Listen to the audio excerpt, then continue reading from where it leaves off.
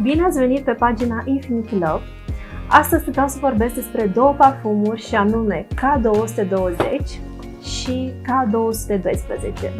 Înainte de a începe, vreau să vă spun că sunt niște parfumuri persistente, rezistă chiar și a doua zi pe haine, prin păr. Prima oară o să încep cu K220 și o să dau un puf pe încheietură.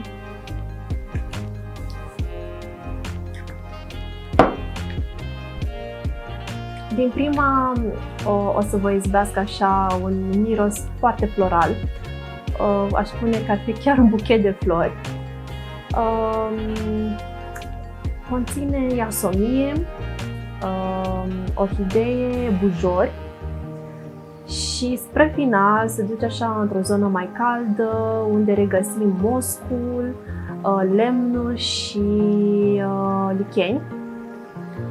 Aș spune că este un parfum mai de primăvară-vară și l-aș vedea așa pe o persoană foarte veselă, foarte optimistă, care vrea să se înconjoare de astfel de mirosuri mai îmbucurătoare pentru sine cât și pentru cei din jur.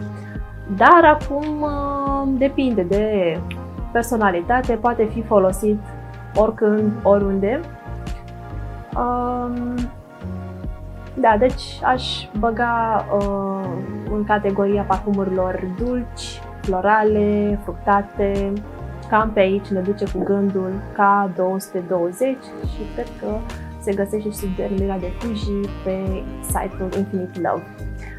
Acum voi trece la următorul parfum. Asta o să-l punem noi aici. Celălalt, K212. Imediat.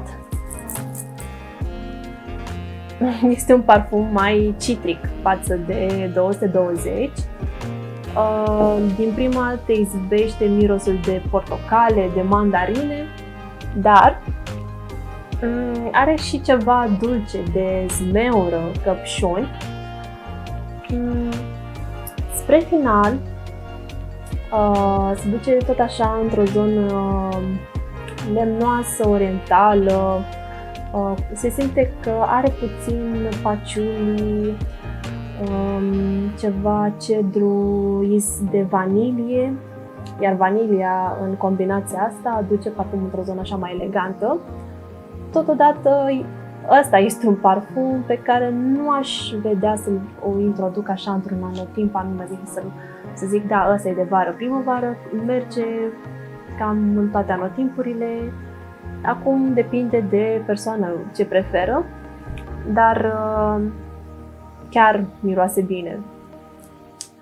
Curioasă sunt acum care din cele două parfumuri ți-au plăcut, dacă le-ai testat și pe care ți le-ai cumpărat. Lasă-ne un comentariu și noi să vom răspunde la el. Sper că ți-a plăcut, mulțumim de vizionare și ne vom revedea în următoarele clipuri aici pe canalul Infinity Love.